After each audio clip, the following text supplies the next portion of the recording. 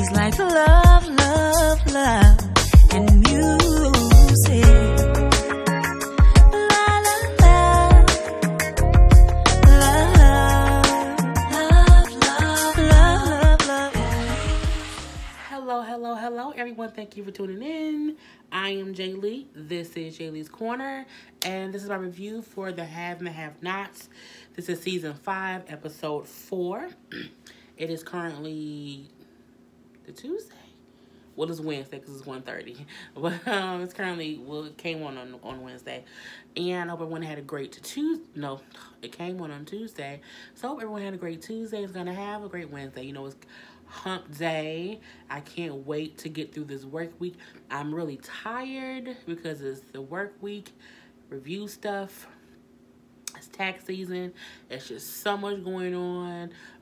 My nephew broke his collarbone. So, you know, I'm like, oh my God, my auntie baby. So, you know, it's a lot going on and everything. But, you know, we're going to all make it through. So, this particular episode was, I think the beginning was the best part of the whole episode. Like the first 20-ish minutes of it. You know, with Candace and Hannah's conversation. The rest of it, not so much. So, you know, we see how Candace, Benny, Hannah, and Candace daddy, and they're talking or whatever, and they're like, what? You know, this is her dad, and she's, yeah, it's her dad. And he like, what are you talking about? I don't know what you're talking about. And he acting confused. I'm looking like, well, damn it, is he denying Candace? What's going on here? So, you know, he ends up leaving it or whatever, and then being like, you know, how do you know that's her daddy? And she's like, yeah, how do you know that's my daddy? You know, how do you know that? And she said, Hannah was like, well, he could be your daddy. You know, we don't know who he is. You know, anybody that you sleep with could be your daddy. And you out here just, you know what I'm saying, spreading the low and just sharing it with everybody, whatever. So we realized that she said that was her father as like a metaphor of any man you sleep with could be your father simply because we don't know who your father is. So, you know what I'm saying, you out here just open your legs, you could have done fucked your daddy. That would be so disgusting. Like, I was just like, oh my God, that's nasty. And Candace been like, well, you know what, because you don't know who my daddy is, right? Because you probably was a hooker when you was younger.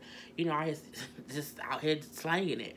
And, you know, that's why you don't know who my father is. And like, you know, I never sold my body. I never did that. But she didn't say that she wasn't loose. Okay, it's what it is. You know, and at that point, you know, Benny over it. He like, you know what? I'm tired of this. Come on, we leaving. And this fool tried to literally, physically pick Candace up and take her with him. Benny ass makes some of the dumbest decisions that get him into situations. Because my thing is, if they see you carrying a woman, kicking and screaming over your shoulder out that good old white hotel, your ass gonna be arrested, Benny. Go sit your ass down somewhere, okay? That's not how you're supposed to do things. So, you know, Hannah like, you know, stop it. Stop it. You know, so she have him put Candace down. And, you know, she asked Ken, like, you know, how can you do this? Like, how can you allow men to come in here and do these things to you? Meaning you really let men come in and be on your body and just, in a way, violate you. And not violate as if they taking it, because you giving it away. But in a way, they're still violating your temple, your body, your vessel. Like, how do you just allow these strange men to come in and give some cootie cat? And, you know, she's like, you know, what do you think? You know, no. She says, you know, it's not knowing your father. Does it hurt you that bad? And she's like, you know, what do you think? What do you think? And she's like, Candace, you want to know? And she's like, yeah, I want to know. And then Hannah yells out, he was a rapist. I said, well, goddamn it, Hannah. And the way she said it was like, I've been waiting to get that off my chest since forever. You know what I'm saying? And when she said it, I was like, was she raped by like a family member? Was it a stranger? You know, what was the story? So from there, in this part to me, I ain't cry, you know, but it was still very heartfelt. It was very tender. You know what I'm saying? Yeah, I drink too much water sometimes. So she goes to say how, you know, I was young, I was a kid, you know what I'm saying? I was hanging out, drinking and partying with my friends. You know, we were out till like 3 o'clock in the morning. And, you know, we were all walking home, you know, we were all together. You know, my friends went to their house. I live 2 blocks away, but I'm okay because it's just 2 blocks away. It's like, you know, so I was walking home and I saw this man. And, you know, the man said, you know, hey, baby girl, or hi to her in whatever way. And, or like, was she okay? She's like, yeah, I'm fine. It's like, you know, when he said it, the hairs on my head stood up like it's something about him that frightened me. So I kept walking faster and faster and faster. So she's like, for some reason, she couldn't run, but she made it to her house where she stayed with her auntie. But she's like, she couldn't find her key. She lost her keys, and she couldn't get in the house. So she's like, she just crouched down and kind of hid a little bit. Y'all know the comments pop up, and I need to stop doing that. But she's like, yeah, she was, you know, so she kind of hid on the porch, trying to not have him see her. And she's like, I sat out there for about 2 hours until my auntie came home drunk. You know, we got in the house and everything, and I thought I was safe. She's like, I then went to sleep, only to be awakened by his hand over my mouth. He was on top of me. He was inside me, and he was raping me. And I was like, because it's the thing about when people tell stories, you know, you have some people who tell stories and you can't imagine what they're saying. Like you can't picture what they're saying. And you have some people when they're talking and they're giving a story, even if it's a fake one on a TV show, you can still imagine the situation happening. So for me, I immediately imagined the story that she was telling, because she was telling the story so vividly as from her memory. She's a great actress. So she's like, you know, when he raped me, he told me, you know, if you scream, I'ma kill you. She's like, so I screamed on the inside, but I was quiet on the outside, and all I could see was his eyes and his nose. Your eyes and your nose, meaning you look like your daddy. And she said, I will always remember the tattoo of a lion that he had. His eyes and his nose, your eyes and your nose, and that tattoo. And for me, I was like, she was telling Candace about her existence, or her coming of existence into the world. So she's like, you know, I was never going to tell anyone. I was going to keep it a secret. But my aunt said I was changed, and she kept asking me what was wrong. And I finally told her. And she like, and it broke her down. It was, you know, she was so, you know, hurt and devastated by what happened to me that she got clean. She started going to church. And then I started going to church. So then I started to change. She's like, but then I found out I was pregnant with you. And she's like, you know, I felt like I was alone. I wanted to have an abortion. But because my aunt was back in church, she told me no one in my house gonna have no abortion. You're not aborting no babies. So she was forced. She's like, but I didn't want no baby. I didn't want you. You know, I didn't want no baby. I didn't want no rape baby. And she's like, you know, and she said, like, no mother wants to ever say this. And she went into the whole, I didn't want you. I didn't want no baby. I didn't want no rape baby. And I think that's the hard thing about, you know, the different laws about abortion. Is the thing of when a woman is raped, when she is violated and she's pregnant, you know, for the most part, some of those women do not want to have, my thing is popping up, do not want to have and don't want to have the baby, because that baby reminds them of the trauma they went through and what was done to them. So the hard part about it was her whole thing was Candace was a rape baby, and she didn't want this rape baby. And you know, she's like, then I made mistake after mistake after mistake because I felt alone, because I didn't want you. You know, I was out here drinking and smoking and having fun and having sex with multiple people until I got bigger and bigger and bigger. And she's like, and then one day you kicked me. And it's like, I realized, you know, this baby is coming. This baby is mine. It's all mine. And she's like, and then that's when she started to appreciate the fact that she was having a baby. And she's like, and then when you were born and you were, you know, she's like, you were beautiful. You were beautiful even with his eyes and his nose. You were still beautiful, and I loved you then, and I love you now. And she's like, but you came from a battle deep within me. And not to say to someone, you came from a battle that was so deep embedded in me that, you know, once you were here, I know I made more mistakes. I know I could have been nice to you. You know, I know you saw me doing things that, you know, made you changed a little bit. And she said, she's like, when you were little, you had this light in your eyes. And she's like, and as the years went on, I saw the light disappear from your eyes, and I would give anything to see the light in your eyes again. I'm looking like, hey, this whole scene, baby, it was really good. And, Benny crying, Hannah crying. Candace is tearing up, a couple tears coming down, but she's trying to play hard or whatever. And she was like, I could have been nicer, but I promise I loved you then. I promise, I wish I could light back in your eyes. I love you then, I love you now. And, she tell Candace, she when you came to me and told me that you were raped, she said, something inside me broke.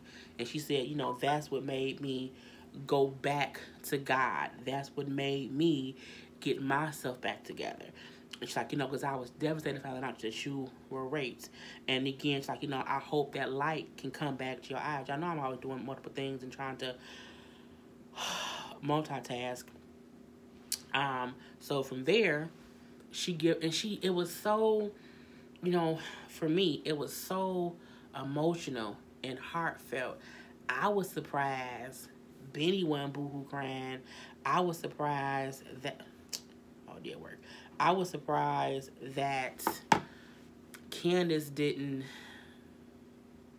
realize that her mother had endured things that she couldn't even imagine, because she felt like her mother thought she was perfect. She felt like her mother had this life when she was younger, and then as she got older, she thought that she was better than, and that kind of wasn't it. Hannah had dealt with her own demons, and probably still had been dealing with her own demons, simply for the fact that she was never admitting to where Candace came from. She's always just said, I don't know who her father is. Not, I didn't hit the wrong damn button. Not, I did a whole Kim Kardashian video, so that's why I'm trying to upload that as I'm doing this. And y'all know how I be sometimes. But yeah, a thing of Candace just not knowing the hardship that she went through. And the reason why they probably did have a little bit of discourse is because she was a goddamn rape baby. And, that's just a hard thing to have to deal with. So, when Hannah, finished her story, and Candace said, you know what? I believe a little bit of that. I do believe that you could have been a better mother. But all the other stuff, it was a great story. You can leave now. And it was weird because I was like, okay, is this going to be that pivotal moment when Candace and Hannah can meet on some kind of mutual, we both been through pain, and maybe that's why we both hurt each other so much, because we've been through the same things at different times in our lives. But no, Candace, as I said in my last thing, Candace has still not evolved to be anything more than what she is. And I really wish they could make her character be more than what it is. I'm not saying that she got to have a cold come to Jesus moment, but sometimes I want to see a human emotion out of her when she's not by herself. Because the only time Candace ever have vulnerable moments is typically when she's alone. And I think, 5 seasons in, her character should have something, something different. And we haven't seen that yet. So when, she said to Hannah, okay, you can leave now. Hannah was like, okay. And Hannah goes to the chair. She takes her shoes off. She clapped her shoes together. She dusted her shoes off. And Ken's like, what is that, voodoo? What are you doing? And she was like, Matthew 10:14. Come on, Benny, let's go. She put her shoes back on and she leave out. And I Googled Matthew 10:14 because I didn't know exactly what it was. I kind of knew what it was, but I wanted to have the quote of it. So, Matthew 10:14. And whoever shall not receive you, nor hear your words, when you depart out of that house or that city, shake off the dust of your feet. And I said, yes, come through, because you want to leave the dust settled right where it is and just leave. Don't take it with you. Leave it where it is, because the thing that you came there to resolve or to handle, that person you're talking to or that you were talking to, they didn't receive it. You know what I'm saying? You gave them everything that they needed or wanted. they didn't receive it. So leave that dust there and leave that place. And Hannah has now done everything that she can do to try to rectify her relationship with Candace. Telling Candace the truth about the fact that she was raped, and then, Candace is kind of not even acknowledging it or not accepting it and not really listening to it, means there's nothing else I can say to you. There's nothing else that I can do with you to make us better. I brought you a letter from your dead son. You didn't care about it. I came and let you know that I don't know your father because he raped me as a child and you are a rape baby. But I loved you and I was imperfect and I wanted to be better for you and I'm sorry and I love you and you didn't take it in. So you know what? I leave it all here. Come on, Benny, let's go. And that's the first time I felt like, okay, I hope Hannah can now make better decisions and not keep trying to let it go and be what it is. So her and Benny leave out, and when they leave out, Candace, privately of course, breaks down crying and screaming. And because she realized that's her born truth. That's where she came from. It doesn't mean that's what she is. That's what she came from. And it's also a matter of her father was a monster. And even though she never knew him, is she also a monster in her own way? Can that be embedded in her based on her father's DNA? But we don't know who her father is. But I'm pretty sure, for some reason, we're going to find out who that man is because they didn't bring up that lion tattoo for no reason. I'm waiting to see somebody with a goddamn lion tattoo. I can't wait for a bitch. So the next thing that we see, the rest of the episode just kind of goes downhill, in my opinion. We see David, and he's at the police station trying to see Jeffrey. And, he gets to the little cop station or whatever. He's like, I'm here to see Jeffrey Harrington. They think he's a visitor. He's like, no, I'm his lawyer. And the desk dude, like, well, I have to call the DA to let them know about visitors. I didn't know when someone was arrested that when you ask for your lawyer, that the DA has to be notified that your lawyer is there. I really was under the impression that when you ask for your lawyer, and if they're there within a reasonable time, you were just arrested, they are able to see you. On this show, I guess that ain't true because he sat there damn near all night. And, it's the following morning, and he like, I'm still sitting here, I want to see my son, what's going on. And the dude like, well, the DA ain't there. And I'm like, why he still fucking sitting there? So, David then calls Jim. Like, I'm here down here with Jeffrey, trying to get to see Jeffrey at the DA's office. They bullshitting around, they won't let me see. Like, why the fuck is Jeffrey in jail? Veronica called the police and had him arrested, for Quincy's murder. And I need to see him. So Jim said, well, I don't know nobody. I don't know how two judges don't know nobody at the DA's office. I have no idea. But it is what it is. But I think they're retired judges, but still, you should still have some kind of connections. So Jim says, well, no, call Catherine. Her father's name still ring bells in these streets. So call her. So from there, he calls Catherine. And he said, you need to call Catherine because if I call and ask her, she's not going to do it for me. So, you have to call her. So he does call Catherine. And Catherine answers the phone like, I ain't doing nothing to help Jim. No. He's like, no, it's not for Jim. It's for Jeffrey. Jeffrey was arrested. For, the whole spill of what happened. Do you know anybody at the DA's office? She's like, of course I do. I'm going to make a phone call. I'll get you in there. Don't worry about it. And then she's like, Veronica's so nasty. That's crazy that she would do that, whatever. But then she lets David know that Veronica was in a car accident because he still didn't know.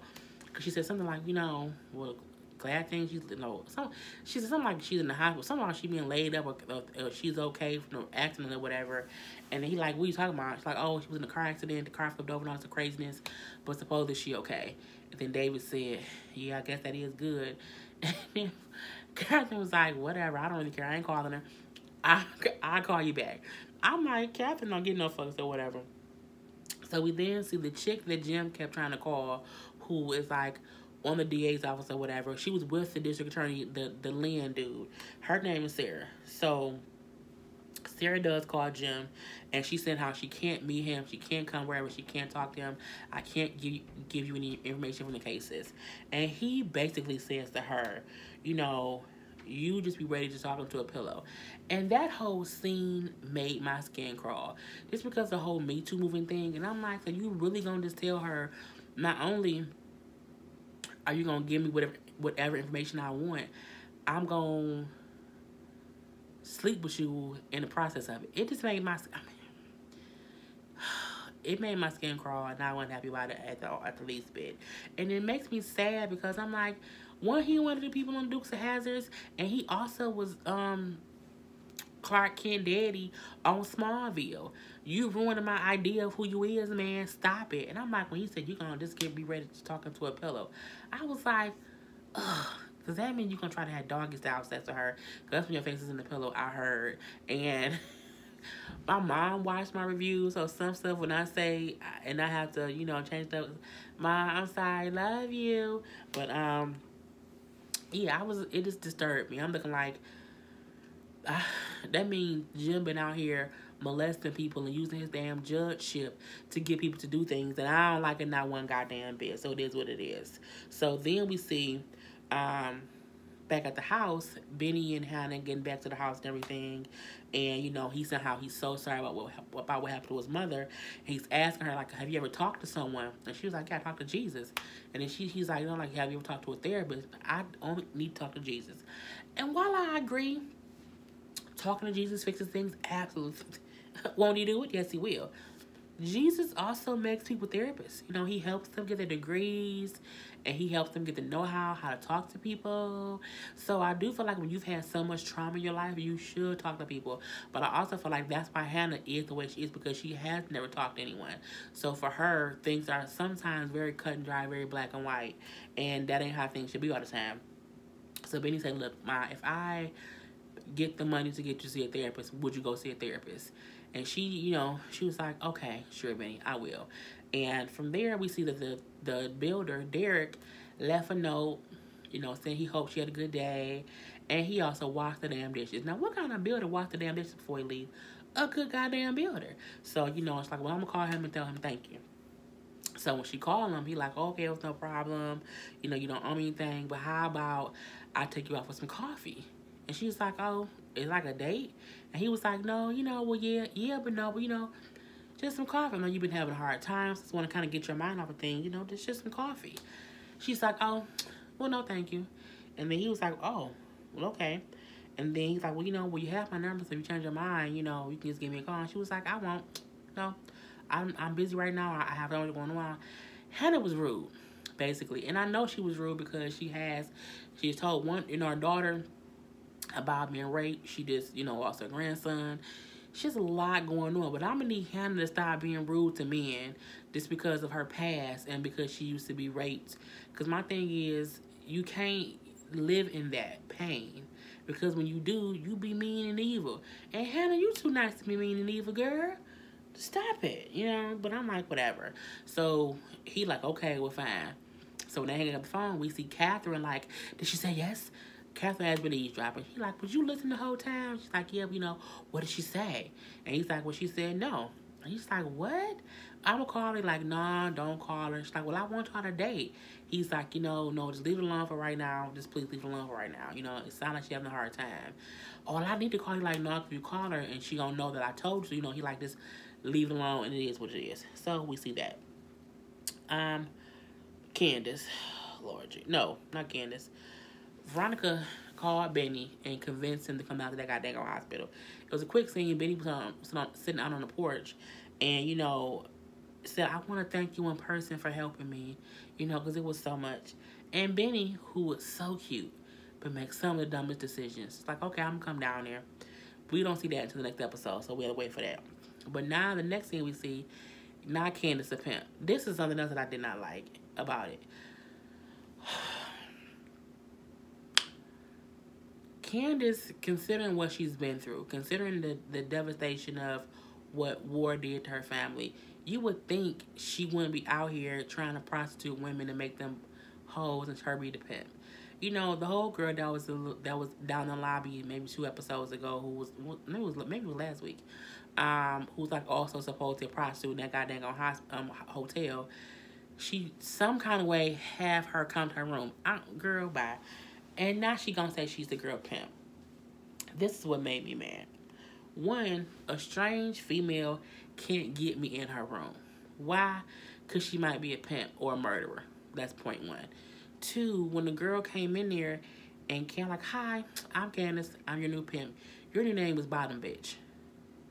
It would have been a fight right there. Because my thing is, first of all, bitch, my name ain't Bottom Bitch. Second of all, I don't need a pimp. And third of all, fuck you. That's how the conversation would have went with me.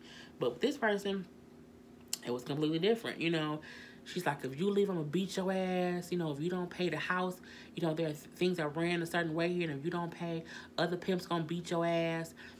For me, it wasn't believable. For me, it was like, oh, yeah, Candace, pimp that girl, bitch. It wasn't any of that. I'm looking like, this is sad and depressing.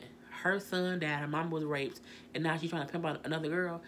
You want to sell somebody else's coochie? And I'm like, bitch, what? Why? The girl act like, I don't know. I don't talk about I'm not a prostitute. She ripped the girl dress open. It would have been a fight. Bitch, get your hands off me.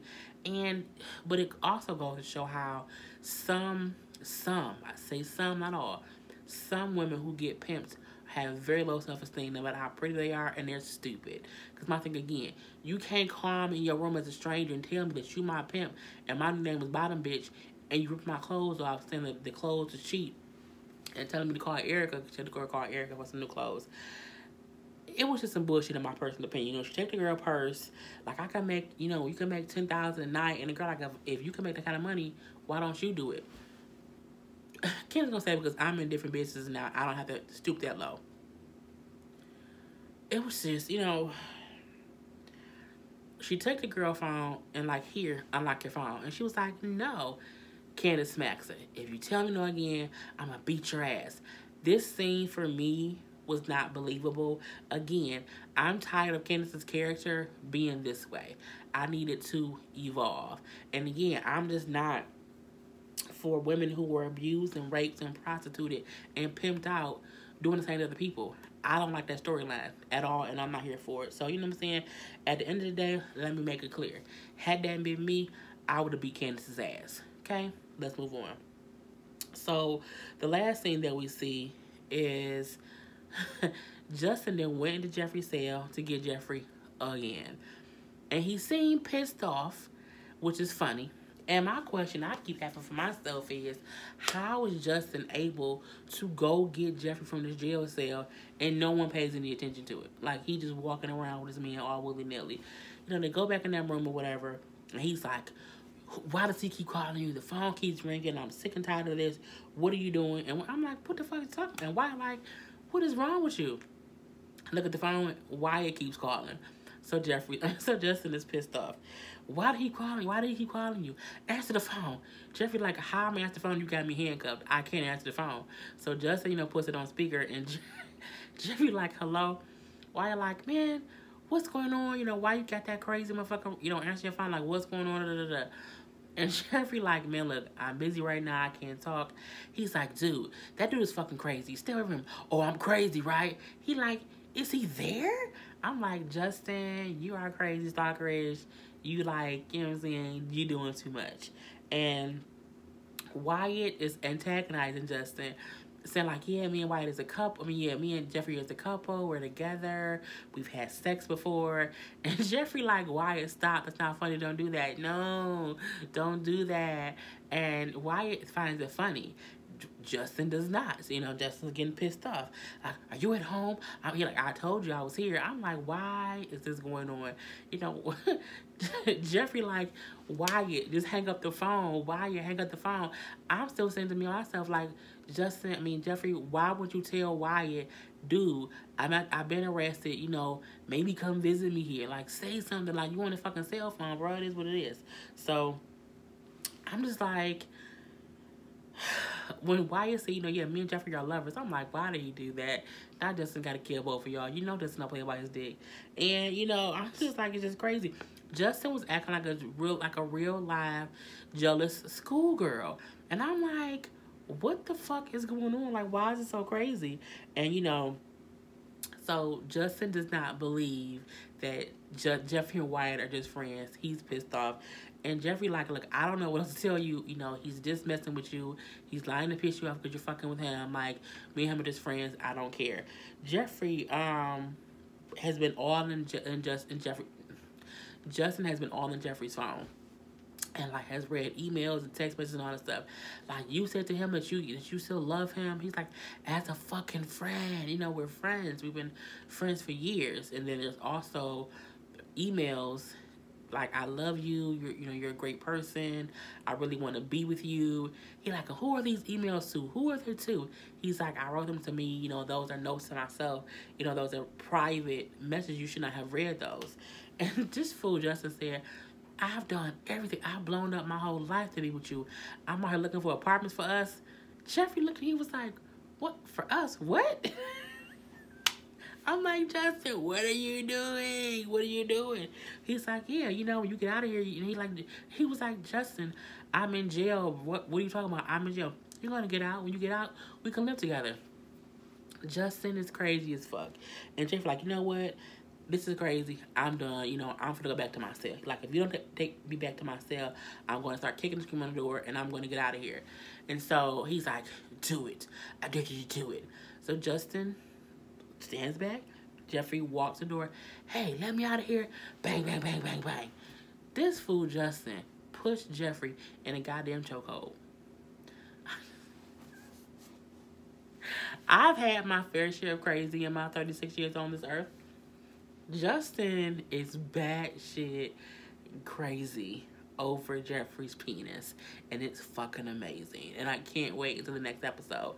And that's how the episode went off, with Justin choking out Jeffrey. It was hilariously funny. So put your comments below. Other than that, I am Jay Lee. This is Jay Lee's Corner, and until next week, people, peace.